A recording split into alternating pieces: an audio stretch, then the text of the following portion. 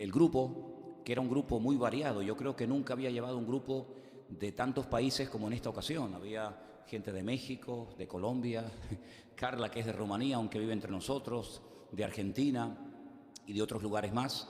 Y fue también un grupo que no solamente era de varios países, sino que vinieron en vuelos diferentes, a horas diferentes. Claro, unos venían de un país, otros venían de otros. Cuando se marcharon, exactamente igual. No todos se fueron en el mismo vuelo.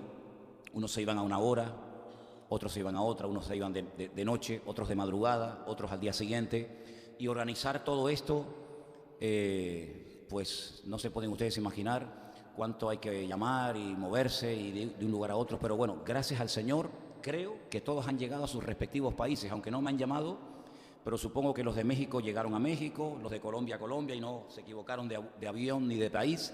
Así que bueno, gracias al Señor todo fue muy bien.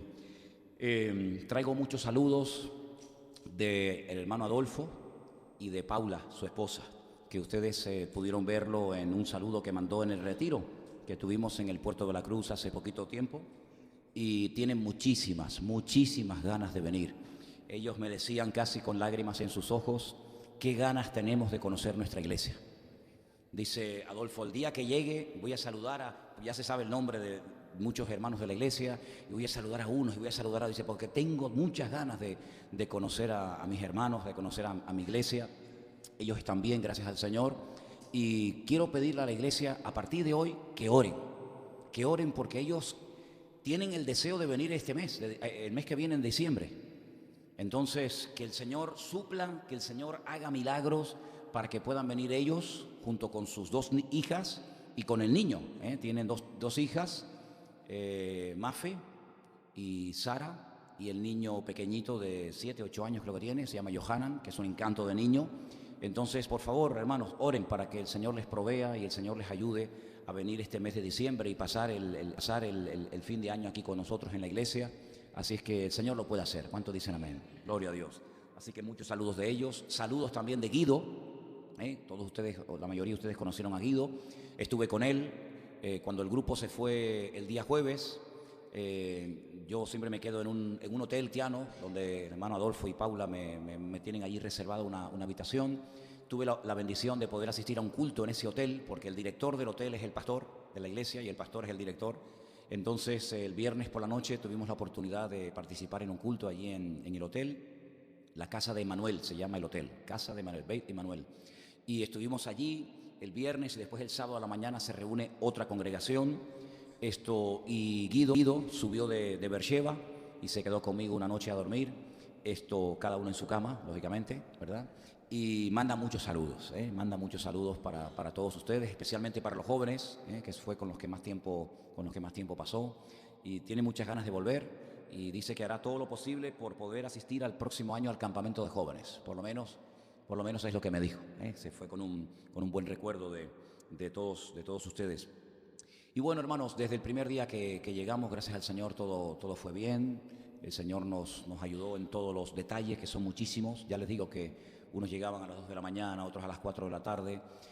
Y bueno, el Señor nos ha dado la oportunidad otra vez de ir a ese país. Todavía hay paz, todavía se puede caminar tranquilo por las calles, todavía se puede visitar ese país. Hay una especie de calma tensa. Ya hace unos cuantos años que no hay una guerra. Ustedes dirán, bueno, pero es que en Israel o se está en guerra o se están preparando para una guerra. Es así, ¿no?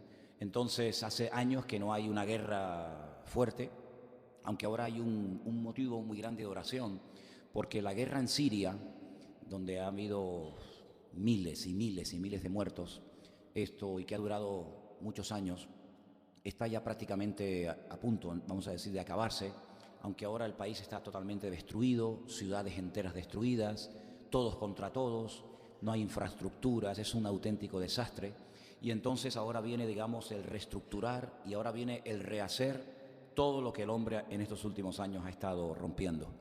Pero Rusia y también Irán estuvieron apoyando al presidente que sigue ahí en el cargo, y entonces se ha quedado muchísimo armamento, ¿sabes? Se han quedado bases militares con cientos de miles de misiles, y entonces hay una preocupación porque Irán ha dicho abiertamente, sin esconderse, sin ocultarse, que el objetivo que ellos tienen es atacar a Israel, pero esta vez ellos dicen, por lo menos es lo que ellos dicen, que no va a ser una guerra como otras que ha habido, que ha durado unas semanas, unos días, lo que sea, sino que esta va a ser ya la definitiva, y que el objetivo es no solamente atacar a Israel y dejarlo herido, tocado, sino arrasarlo y borrarlo para siempre de la faz de la tierra. Bueno, este espíritu, este deseo de destruir al pueblo de Israel no es nada nuevo.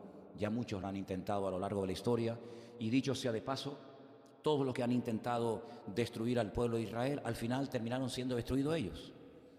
Ya Nabucodonosor lo intentó, ¿y qué quedó de su imperio? Nada. Y los medos persas también lo intentaron, ¿y qué quedó de ellos? Nada. Y de los griegos, y de los romanos, y de tantas y tantas naciones que han intentado pues destruir al pueblo de Israel. Y bueno, la realidad y la historia demuestra que al final los que fueron destruidos fueron ellos, y el pueblo de Israel pues sigue ahí, ¿no? Pero todavía abrigan los enemigos de Israel la esperanza de que en la próxima van a poder cumplir sus objetivos. Entonces hay una especie como de calma tensa. De hecho, tengo que decirles que cuando yo llegué el día jueves, esa noche, esa madrugada, después de mucho tiempo, me dijo Adolfo, dice, no le digas nada al grupo para que no se ponga nervioso. Aparte, la gente ni se enteró ni nada, sonaron las alarmas. En la ciudad de Tel Aviv sonaron las alarmas porque Israel atacó Siria, porque sabe que ahí hay un armamento tremendamente poderoso que le puede hacer mucho daño, y entonces atacaron Siria, y Siria mandó unos cuantos cohetes y tal, pero bueno, prácticamente la gente no se enteró, pero ellos a las 2:30, 3 de la madrugada, tuvieron que levantarse de la cama, salir corriendo y salir de la casa y refugiarse porque sonaron las alarmas en Tel Aviv. Es decir, que en ningún momento tenemos que caer en la trampa, en el error de pensar que, bueno, de que ya todo se ha arreglado, de que ya no va a pasar nada, sino que el Señor Jesucristo en su palabra es muy claro, y nos dijo que en los últimos tiempos habría guerras y rumores de guerras y nación contra nación y reino contra reino. Es decir, que esto es simplemente el anticipo de lo que nosotros sabemos que tarde o temprano se va a cumplir. Y la gran batalla, la gran y tremenda batalla de Armagedón, donde Gog, Magog y todas estas naciones que todos conocemos, aún no se ha llevado a cabo. Y en algún momento, ¿verdad? En algún momento tendría que cumplirse. Así que sigamos orando por nuestros hermanos, sigamos orando por las iglesias, por nuestros hermanos en Cristo allí, para que el Señor los proteja, para que el Señor les ayude y que, como dice la Biblia, que haya paz en Jerusalén. Amén, hermanos. Y una de las cosas que quisiera compartir con ustedes, Guido está en una escuela bíblica en la ciudad de Natania, y yo ya conocía de esta escuela bíblica. Es una escuela bíblica que los cursos los ofrece en ruso, en inglés y en hebreo. Y yo ya había oído algo de esto, pero me informé bien y traje el material. Y quisiera en esta tarde llevarles a un salmo. Yo le pedí a Cordy que si ella tenía posibilidad de leernos este versículo en alemán. No sé si, Cordy, ¿dónde andas? Allá.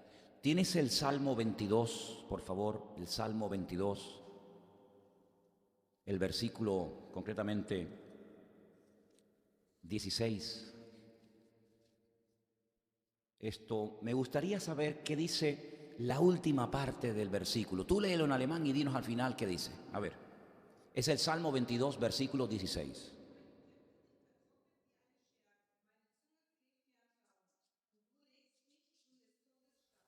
Amén, amén, muy bueno.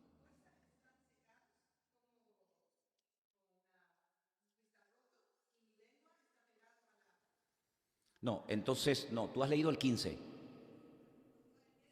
Ok, sí, yo sé que en algunas Biblias no coinciden los versículos. Lee el siguiente.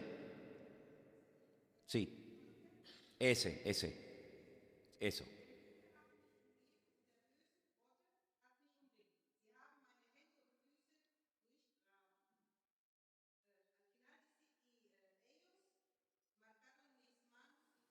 Marcaron.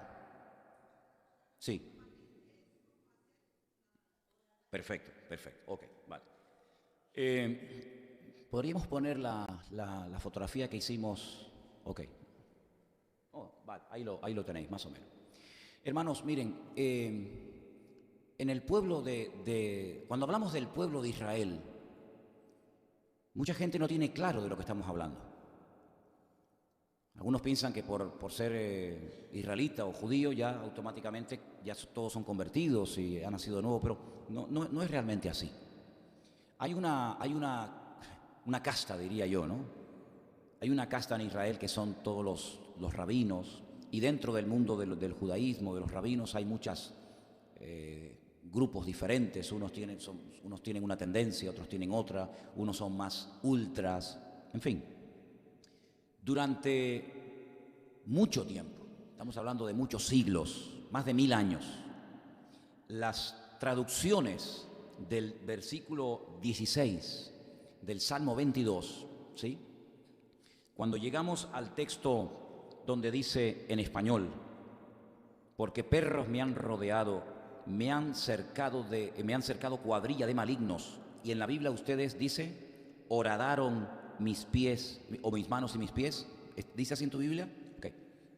Cuando tú llegas a los textos que durante siglos en el pueblo de Israel se han leído, curiosamente cuando llega a la palabra horadaron, porque el Salmo 22 es un salmo mesiánico.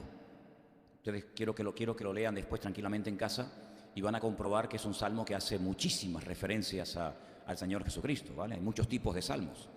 Salmos que eran para cantar, salmos que eran para recordar acontecimientos del pasado, en fin. Pero este es un salmo puramente mesiánico, como otros tantos.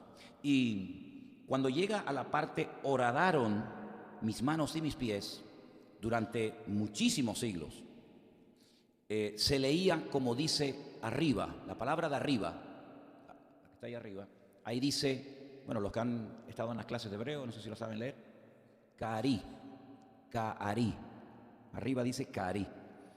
Esa letra, la Kaf, que es como una C al revés, es el como, ¿vale? Como tal cosa. Nosotros tenemos en español, en nuestras reglas ortográficas, decimos, es como tal, y ese como va aparte del sustantivo, del adjetivo, de lo que sea. En hebreo no, en hebreo se junta. Arriba dice Ka'ari, como león. Eso significa como león. Ari es león. Esa primera letra es como león. Entonces el versículo, fíjate lo que dice, y es lo que ellos han leído durante siglos. Perros me han rodeado, me han cercado cuadrilla de malignos, como león mis manos y mis pies. No pega, exactamente, ¿verdad? No pega. Sin embargo, fijaros en la palabra de abajo, dice Ka'arú. Si os dais cuenta la diferencia entre la palabra de arriba y la palabra de abajo, está fundamentalmente en la última letra. En la última letra. Ustedes se dan cuenta que en la palabra de arriba hay como especie de una comilla, pero le falta el palo, el palito vertical le falta. Como que lo borraron y se quedó esa parte arriba, y entonces abajo dice Ka'arú. Déjenme que les lea otro versículo para que ustedes vean lo que significa Ka'arú. Ese está en el Éxodo 21:33. Libro de Éxodo, capítulo 21, versículo 33, dice, si alguno abriere un pozo o cavare cisterna y no la cubriere y cayere allí buey o asno. Lo que quiero destacar es que habla de abrir, de cavar un pozo, una cisterna, es decir, hacer un agujero. Eso es Ka'arú. Como decía Cordy, ¿no? Decías la palabra. Ok. Como es un salmo mesiánico y al único que a lo largo de la historia que tenía relación con el pueblo de Israel, que le horadaron, que le perforaron, que le taladraron, le traspasaron las manos y los pies, ¿a quién fue? Al Mesías, al Señor Jesucristo. Los masoretas, que son los que le pusieron esos puntitos y esas rayitas, que son las vocales, lo que hicieron fue, borraron ese palito y le dejaron esa comilla arriba, y entonces ya cambió totalmente el significado de la palabra. Ahora dice, como león, no tiene nada que ver. Pero realmente el texto dice Ka'arú. Ay, amigo, horadaron, perforaron mis manos y mis pies. ¿Cuándo se descubrió esto? Porque claro, durante muchísimo tiempo los judíos en sus Biblias, en su libro de Salmos, tenían la palabra de arriba, como león. Resulta que en el año 1947, esto es algo tremendo, se descubrieron los famosos manuscritos o rollos del Mar Muerto, en un lugar del desierto de Judea, que hemos estado recientemente, que se llama Qumran, donde había una comunidad de personas que, viendo la corrupción moral y espiritual que había en Jerusalén, huyen al desierto y allí se refugian en aquellas cientos de cuevas que hay en esa parte del desierto, y allí ellos quieren vivir una vida santa, una vida piadosa, una vida más cerca del Señor, repito, huyendo de la descomposición moral y espiritual de todo el liderazgo religioso y político de Jerusalén. Ellos se van al desierto, ellos se dedican a orar, ellos se dedican a hacer copias y copias y copias y copias de los libros del Antiguo Testamento. Ellos viven una especie de vida, entre comillas, contemplativa. Algunos dicen que los famosos esenios, que ustedes pueden, si quieren, estudiar y conocer un poquito más de ellos en internet, era esa comunidad que vivían allí. Incluso más, algunos dicen que Juan el Bautista, el que bautizó al Señor Jesucristo, salió de esa comunidad de Qumran, y por eso él practicaba el sumergir a la gente en agua, porque en esa comunidad lo hacían todas las mañanas y todas las tardes. De hecho, se pueden ver. Cuando vas a las ruinas de Qumran, ves una escalerita, hay muchos, ¿no? Ves una escalerita que era para bajar y otra que era para subir.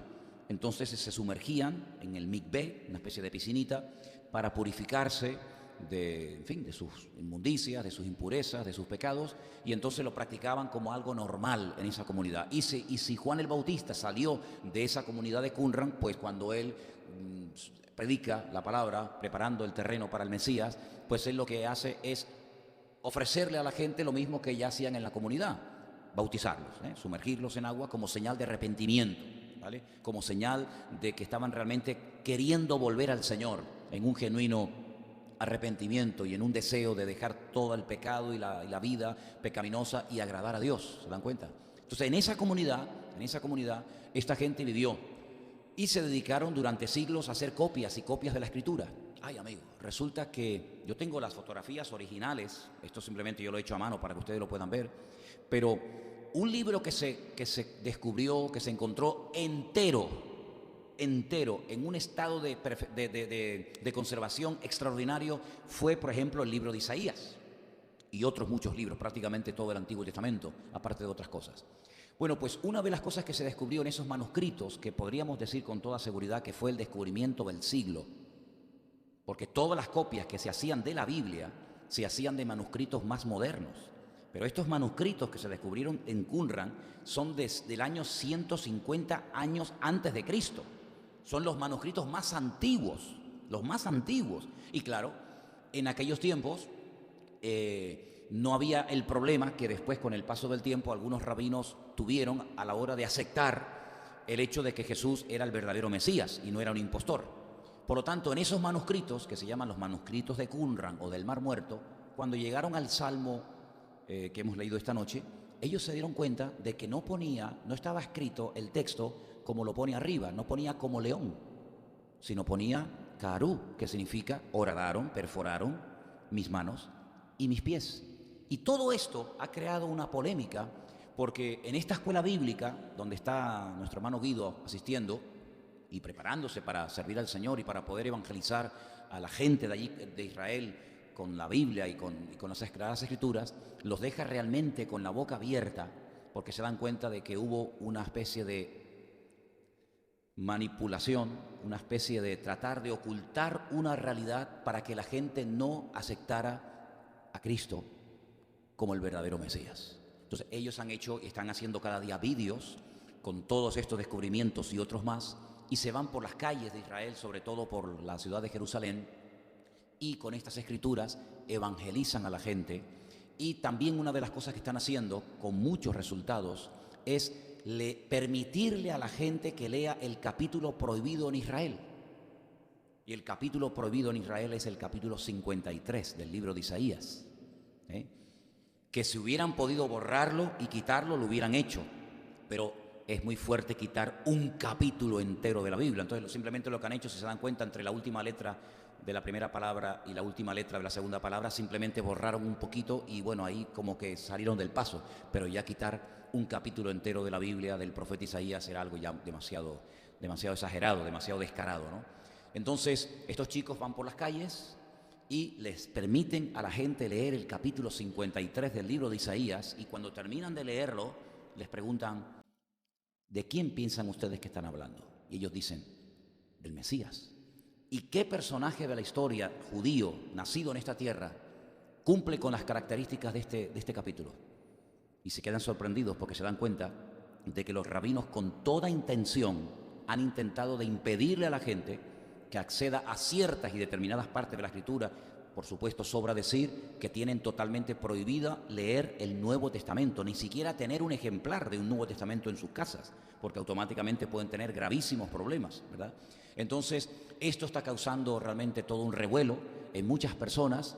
Y hoy, cuando hablaba con nuestro hermano Adolfo desde Israel, estaba muy contento porque me decía que la mejor amiga de su hija mayor, una chica 100% judía, no es latina, no es de padres latinos, no habla español como sus hijas, sino que es una chica 100% nativa de allí, le dijo a su hija: tengo mucha curiosidad y muchas preguntas acerca del cristianismo. Y entonces ayer estuvo en la casa con Adolfo y con su esposa y con su hija, y entonces, con la ayuda de su hija, que habla perfectamente hebreo, estuvieron 3 horas y media, hermanos. 3 horas y media, preguntas y preguntas y preguntas. Pero claro, cuando le evangelizas a la gente allí, no es tan fácil, porque primeramente tienen que tenerlo claro a través de las Escrituras. Y lo que más le chocaba, me decía, era que no le entraba en la cabeza que Dios tuviera un hijo, porque desde la cuna les han enseñado que Dios es uno.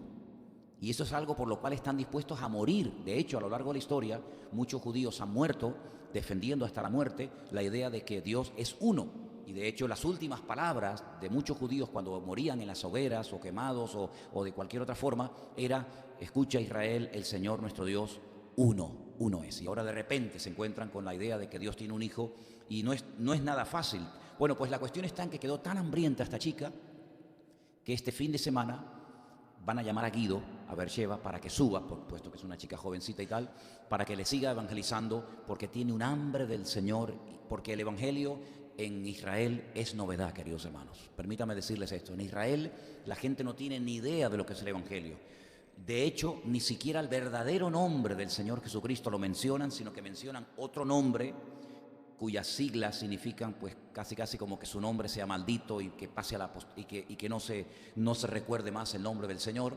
Así que, hermanos, los rabinos han hecho y siguen haciendo, no digo todos, pero muchos desprecian a Cristo, no quieren que la gente tenga ningún conocimiento del Señor. Y fíjense hasta qué punto llegan, que les voy a contar un testimonio de algo que me ocurrió a mí personalmente. Uno de los días que estábamos allí, llevé al grupo al Shuk, que sería como la Recoba, la Recoba de aquí, allí se llama el Shuk, pero aquello es inmenso, aquello es un mundo enorme, y merece la pena verlo, y cómo la gente vive y compran y gritan y todo. Y aparte hay una tienda donde hay una chica que tiene una tienda de especies, y yo siempre voy allí a comprar algunas especies para traer para casa, y la chica además habla muy bien español, y allí siempre voy. Estando en la tienda comprando unas especies, algunos lo saben porque lo conté ayer como testimonio en el Puerto de la Cruz, se me acerca un chico joven, pero era una masa, era así enorme, fuerte, parecía un oso. Y entonces coge de allí, que está todo allí a la vista, coge unos dátiles, y porque eso se puede hacer allí. La gente va por la calle y entra a una tienda y coge golosinas y coge tal, y si no le gusta después lo deja en el mismo sitio. No, es así, créanme. Y coge unas nueces, las mete en una bolsa, las aplasta así como dejándolas un poquito rotas y tal, abre el dátil, las mete dentro y me dice: esto me lo daba mi padre cuando yo era niño, pruébalo. Y está riquísimo, ¿eh? La parte de los dátiles de Israel son una delicia, y encima con nueces dentro, eso increíble, tiene una energía tremenda. Entonces, bueno, yo me iba a un sitio y él venía detrás mío, y me voy a otro sitio, y él no se me iba. Yo digo, a ver si este va a ser, ¿no? Pues también tuve experiencia de eso también en Tel Aviv. Experiencias, a veces, vamos a ver. Y hay un momento cuando ya estoy pagando y ya me voy a ir, que me dice: ¿tú tienes algo de parte de Dios que decirme a mí? Y le dije: ¿cómo? Dice: es que yo hace 4 años. Yo le dije: ¿cuánto? Pensé que había dicho 4, no, es 4 años. yo hace 4 años tuve un sueño contigo. Digo, ¿conmigo? ¿Y qué viste? Dice, te vi exactamente igual como estás ahora, así vestido, y oí una voz que me dijo, tiene algo que decirte de parte mía. Digo, bueno, esto son ya palabras mayores, esto ya pasa de dátiles y de nueces. Vamos a sentarnos, vamos a hablar. Nos sentamos en una mesa que hay allá afuera y comienza este muchacho a decirme, no me acuerdo de su nombre porque tiene un nombre rarísimo, me lo repitió varias veces y no, la verdad es que sinceramente no me acuerdo, pero tengo su cara grabada aquí y la conversación también. Y me dijo, mi íntimo amigo, que se llama Pedro, tú sabes qué significa piedra, me dice. Digo, sí, es así, es cristiano. Y él todos los días me habla de Cristo y de Dios y de tal, y la Biblia. Y un día fui a la iglesia. Y cuando entré a la iglesia y el pastor me mandó a pasar adelante, puso las manos sobre mí y caí al suelo. Y como que se asustó, no entendía por qué le pasaba eso. Volvió una segunda vez al culto y nada más entrar por la puerta de la iglesia, cayó al suelo, pero en esta ocasión se le paró el corazón. Dice, caí muerto. Tuvieron que llamar a la ambulancia, vino a buscarlo a la iglesia y se lo llevaron. Y estuvo muerto. Se asustó tanto que se fue a hablar con un rabino, porque él no es practicante, pero su familia son rabinos muy conocidos en Israel. Y dice, y sin pedir cita ni nada, el rabino me atendió, un rabino muy importante, y le conté la experiencia. Y el rabino me dijo que nunca más se me ocurriera entrar a una iglesia, que nunca más volviera a pronunciar el nombre de Yeshua, porque la próxima vez que entre a una iglesia o mencione su nombre, caeré muerto. Y estaba aterrorizado este chico, estaba muerto de miedo. Y todo el tiempo me decía, no lo menciones. Pero había momentos en la conversación como que se transformaba. Había momentos en los que era como otra persona. Y entonces me le quedé mirando la cara y le digo, mira, porque a todo esto me dijo que como él necesitaba de algo en su vida, la ayuda, y el rabino le dice que no vaya, y tiene una lucha tremenda, dice que un día a gritos, hermano, dice, yo puse las manos así, y clamando con toda mi alma le dije a Dios, Dios mío, háblame, tengo mi alma rota, estoy destrozado, se metió en drogas, se metió en todo tipo de vicios habidos y por haber, y le clamó al Señor, Dios mío, háblame, mándame a alguien, dime, ¿qué tengo que hacer con mi vida? Y entonces yo le dije, pues yo soy la respuesta a tu oración. Y se quedó así. Y me dice, ¿seguro? Digo, totalmente seguro.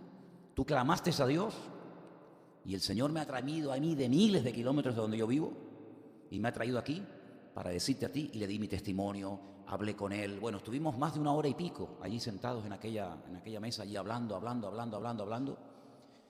Y yo no sé lo que va a pasar con este chico. Yo oré por él.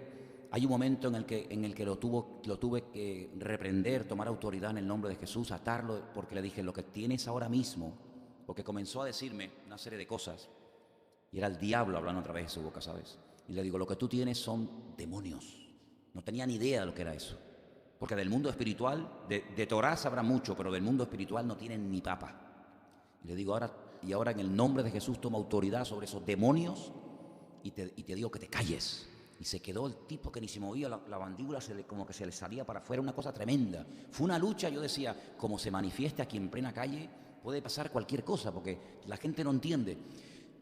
Les cuento esto para que vean el poder tan grande que tiene el nombre de Cristo, pero para que vean ustedes lo difícil que los rabinos le ponen a la gente en Israel, que vayan a congregaciones, que lean el Nuevo Testamento, y eso que Jesús era de ellos, era judío, el Nuevo Testamento está prácticamente en un contexto totalmente judío, israelita, pero yo quiero que oremos porque se están rompiendo muchas barreras, muchísimas barreras.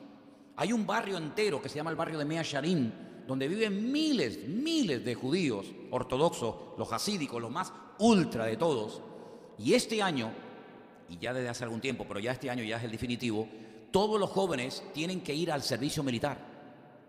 Los jóvenes, los chicos, 3 años, y las mujeres, 2 años y 8 meses, algo así. Dicen que entre el 40 y el 60% de los jóvenes que están en esa vida, de verdad que es una atadura terrible, nunca más vuelven otra vez a esa vida religiosa.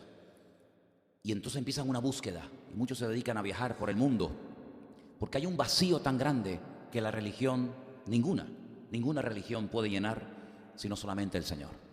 Entonces es un momento tremendo el que se está viviendo ahora mismo en Israel, porque hay un deseo de conocer, hay un deseo de aprender, hay un deseo de decir, bueno, pero ¿quién era esta gente?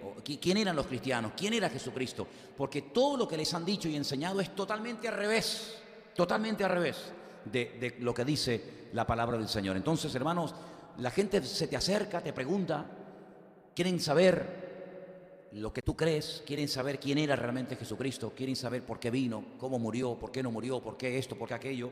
Entonces yo quiero que ustedes tengan siempre en sus oraciones presentes a los hermanos que están allí trabajando y sirviendo al Señor.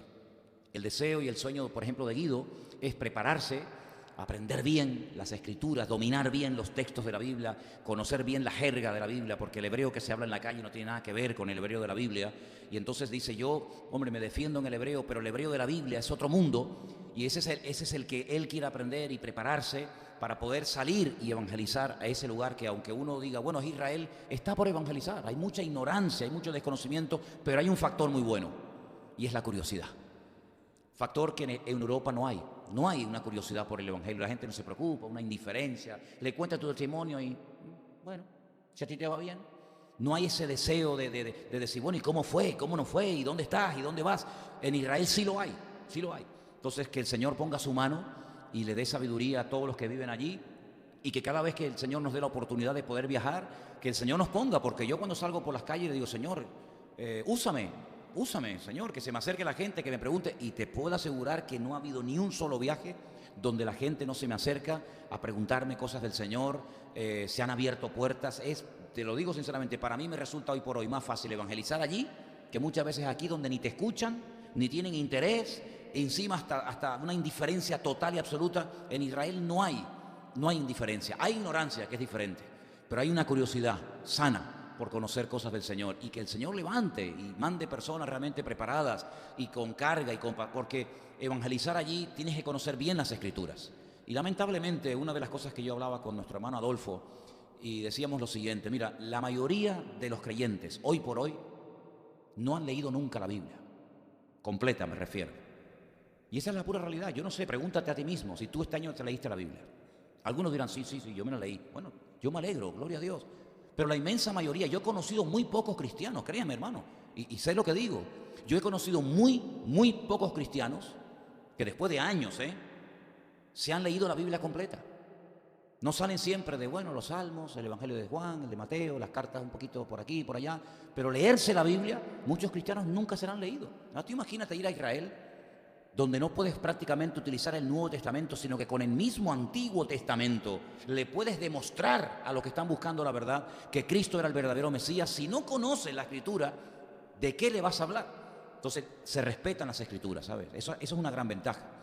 El saber que una persona que está delante tuyo, que te hace preguntas, si tú se lo demuestras con la Biblia, no tiene ningún problema en decir, amén, lo creo y lo acepto. ¿Por qué? Porque lo dicen las Sagradas Escrituras. Y entonces vemos en la palabra de Dios la importancia de los creyentes en los últimos tiempos de conocer la palabra. ¿Qué le decía el Señor Jesucristo, por ejemplo, a los que iban de religiosos? Erráis las Escrituras y el poder de Dios. Porque le daban más importancia a la tradición. Y fíjate, hermano, escuchen esto. Si hace 2000 años, el Señor Jesucristo le dijo a los fariseos, que siguen existiendo y viviendo todavía allí, ustedes por vuestras tradiciones han anulado las Escrituras. Imagínense, 2000 años después, hoy en día hay más leyendas y más tradiciones y más libros que anulan la palabra de Dios que hace 2000 años. Si hace 2000 años era muy difícil evangelizar a un rabino debido a la cantidad de tradiciones y de costumbres que tenían, imagínense 2000 años más tarde, cuando tienen enciclopedias, como ustedes saben perfectamente, de cantidades de libros, llamado el famoso Talmud, donde cada vez que están buscando una respuesta, recurren al libro, recurren al Talmud, que no tiene nada que ver muchas veces con la palabra de Dios, ¿verdad? Otra de las cosas que muchas veces repiten como loros es que el nuevo pacto, el pacto que hizo el Señor Jesucristo, fue una cosa como muy oculta, no fue una cosa abierta, porque ellos dicen, fíjense, claro, a base de repetir y repetir un concepto y de repetir una idea, como que se hace callo en la gente. Ellos dicen que cuando el Señor entregó la Torá, cuando el Señor entregó la ley, había millones de personas que estaban allí como testigos, y lo es rotundamente falso. Yo quiero que ustedes solamente recuerden esto, hermanos, como argumento, por si algún día te encuentras con una persona que dice esto. El día que Moisés recibió la ley en el monte Sinaí, estaba solo. No estaban miles y millones de personas con él allí. De hecho, el pueblo, mientras él estaba en la comunión con el Señor, se estaba desmadrando con el famoso becerro de oro a las faldas del monte Sinaí. Y allí estaba Aarón.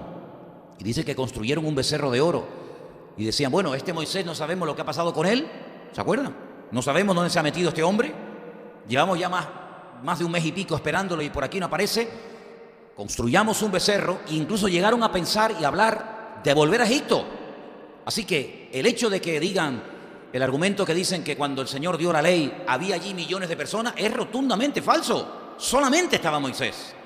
Y él fue el que recibió las tablas de los 10 mandamientos. Y si él no hubiera bajado del monte, el pueblo de Israel nunca se hubiera enterado de que Dios dio la ley en el monte Sinaí. Nunca. Porque de hecho tampoco mostraron mucho interés por recibirla, porque de hecho estaban danzando y comportándose como auténticos salvajes, danzando y cometiendo todo tipo de barbaridades alrededor de aquel becerro. Y cuando el Señor le habló a Noé, un mensaje universal que iba a afectar a todas las naciones de la tierra, donde iban a morir seguramente millones de personas, ¿cuánta gente oyó el mensaje que Dios le dio a Noé? Nadie. Y cuando el Señor le dijo a Abraham, sal de tu tierra y de tu parentela a la tierra que yo te mostraré, ¿cuántos millones de testigos estaban allí que oyeron aquel mensaje? Nadie, solamente lo oyó él. Por lo tanto, no es el número de testigos lo que le da credibilidad al hecho en sí, porque muchas veces encontramos en la palabra de Dios que, por ejemplo, el Señor le hablaba a una persona durante la noche donde nadie lo escuchaba, donde nadie podía constatar que eso fue así, y le daba palabras proféticas alucinantes, tremendas. Y si no, recordemos la noche cuando el Señor se le presenta a un niño llamado Samuel, y le da una palabra para el sacerdote de Israel, que en aquel momento estaba corrupto y que en aquel momento estaba totalmente alejado de los caminos del Señor. ¿Cuántos testigos había allí?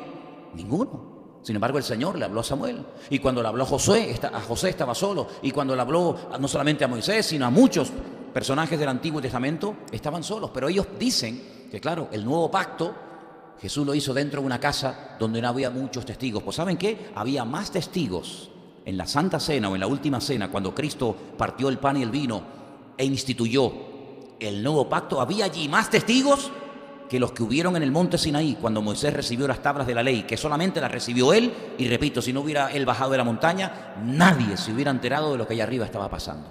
Por lo tanto, todos estos argumentos y todas estas cosas uno tiene que saberlas para poder abrirle los ojos y para que se den cuenta de que muchas cosas que han creído y han aceptado son simplemente tradiciones y leyendas, y se han pasado de generación en generación, de padres a hijos, una generación y otra generación, pero realmente carecen de una vida, de una relación con el Señor tremenda.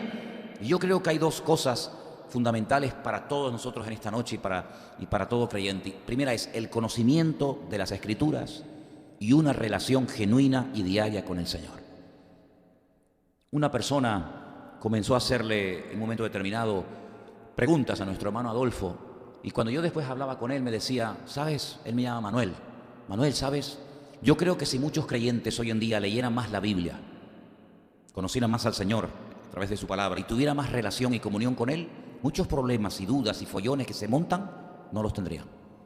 Y es que, queridos hermanos, cuando vamos a la palabra de Dios, nos encontramos que Dios nos ha dado un regalo maravilloso.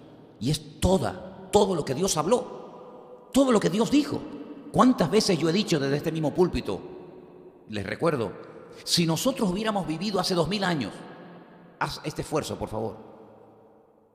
Dígame una ciudad de las que menciona la Biblia, del Nuevo Testamento. Una de las que menciona la Biblia, por favor. Venga, la primera que se te venga a la cabeza. Pero bueno, a lo mejor hice mal la pregunta.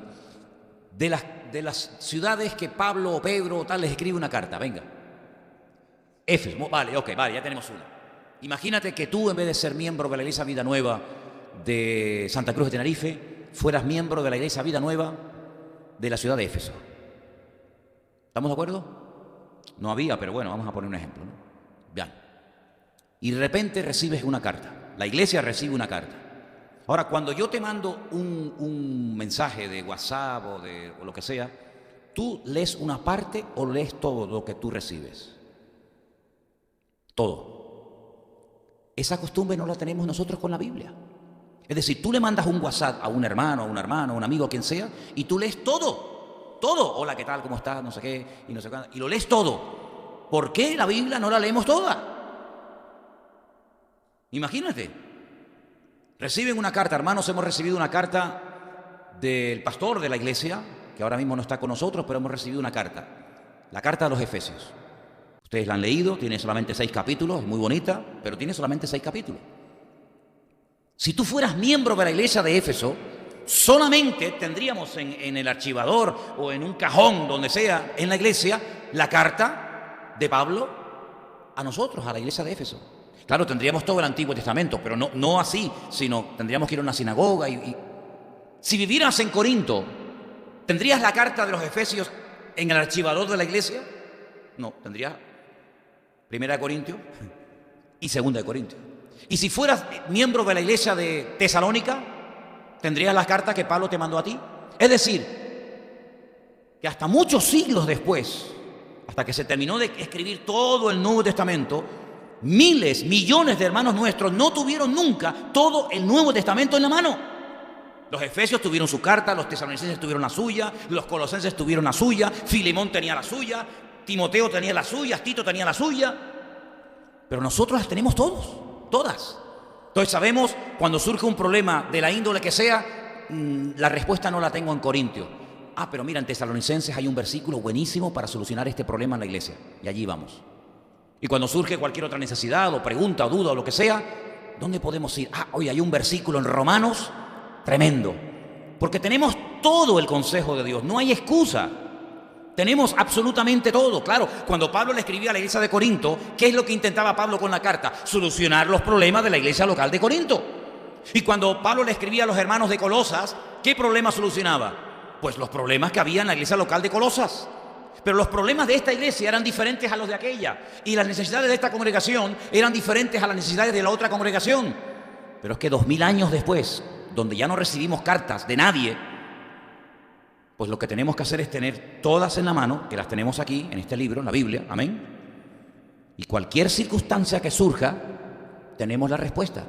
Porque alguien podría decir, pero bueno, los problemas que ocurrían en los tiempos de la Biblia, por ejemplo, en la iglesia de Corinto, después de 2000 años, ya hoy en día no se dan. O los problemas que surgían en la iglesia de los filipenses, ya hoy en día no ocurren esas cosas. No, señor. Porque cuando Pablo le decía, por ejemplo, a aquellas 2 hermanas, ¿se acuerdan? Con aquellos nombres tan raros, tan feos, ruego a Evodia y a Síntique que sean de un mismo sentir. Hoy en día no tenemos en la iglesia hermanas que se llamen Evodia y Síntique, pero podemos tener a hermanas con otro nombre que en un momento determinado habrá que decirle, hermanas, únanse, perdónense, ámense, reconcíliense, ¿sí o no? ¿Y no hay problemas de inmoralidad hoy en día en las iglesias? ¿Y no hay problemas de divisiones? ¿Y no hay problemas de celos? ¿Y no hay problemas de abusos de autoridad? ¿Y no hay problemas de falsos dones o de falsas profecías o falsos maestros? Claro, entonces, hermanos, gloria al Señor, tenemos un privilegio tremendo que durante muchas generaciones nuestros hermanos no tuvieron, y es tener todo el Nuevo Testamento completo, todo el Antiguo Testamento completo, y con 66 libros, que es lo que tiene la Biblia, unos más grandes, unos más cortos. Con 66 libros tienes todas las respuestas que tú necesitas para lo económico, para lo familiar, para cualquier área y dificultad de tu vida. Todo. No puedes decir, me falta algo. No nos falta nada. Tenemos todo el consejo de Dios. Y además tenemos algo tremendamente poderoso, que todos los del Antiguo Testamento nunca tuvieron. Y a pesar de que no lo tuvieron, vivieron en victoria. ¿Cuánto más nosotros? Y es del poder del nombre, sobre todo nombre, de Cristo Jesús, el Señor Jesucristo nuestro Dios. ¿Cuántos dicen amén? Luego, esta generación, bueno, ya hace unas cuantas, hasta la nuestra, no tiene excusas. No tiene excusas. Porque todas las respuestas y todas las preocupaciones y todas las limitaciones en las que te puedas enfrentar a lo largo de tu vida, todas y cada una de ellas tienen respuesta en la palabra de Dios. Por eso, qué razón y qué consejo tan sabio le dio Pablo a Timoteo, su hijo en la fe, cuando le dijo, toda la escritura es inspirada por Dios y es útil. Pero claro, cuando le dice Pablo eso a Timoteo, ¿A qué escritura se está refiriendo? ¿Al Evangelio según San Mateo? Es que no existía. ¿A Primera de Corintios? ¿A la libro de Apocalipsis? No. Si ya le está diciendo Pablo a Timoteo de pastor a pastor, toda la escritura es útil para corregir, para redarguir, para convencer, para instruir, a fin de que el hombre de Dios sea perfecto, enteramente preparado, y le están haciendo referencia a lo que era el Antiguo Testamento, ¿cuánto más a nosotros hoy en día, que tenemos mucho más información y mucho más revelación que simplemente lo que podríamos leer en el Antiguo Testamento? Sino que tenemos la base y tenemos el edificio sobre el cual se ha construido todo el ministerio de nuestro Señor Jesucristo, toda la revelación de Dios. Y ahora, queridos hermanos, no tenemos ninguna excusa para no poder vivir una vida cristiana victoriosa. ¿Cuántos dicen amén? Entonces, hermano, ante todo esto, yo solamente lo que quiero decir en esta noche para concluir: leamos la Biblia, hermanos, por favor. Lean la Biblia, lean la palabra. No sean vagos en cuanto a la lectura de la palabra del Señor. Léanla, memorícenla. Tenemos el gran privilegio de poder tener todas las Biblias que queramos hoy en día en nuestras casas, en el coche, en la mesa de noche, en el bolsillo, por aquí, por allá. Pero ¿saben qué, hermanos? Pienso que lo mejor es que esa palabra esté dentro de nuestros corazones. Y es una lástima ver a creyentes que no leen la palabra de Dios. Y yo me pregunto, ¿por qué no lo hacen? ¿Será que no les gusta? ¿Será que no tienen ningún interés por saber lo que Dios dijo o lo que Dios nos pide? Pídele al Señor apetito. Si no tienes apetito, si no tienes hambre, pídele al Señor que sane esa enfermedad, porque no es normal que un creyente no lea la palabra del Señor cada día de su vida. Puse en el Facebook, algunos lo han visto, ese niño pequeñito que se sabe el Salmo 121 de memoria. ¿Lo habéis visto? Yo pensé al principio, cuando me lo enseñó Elena, que era un niño, un sueco, un finlandés, un extranjero, y yo dije, bueno, un niño simpático que está balbuceando palabras, pero cuando presté atención, digo, no, espérate, es que está diciendo el renacuajo está diciendo el Salmo 121 de memoria.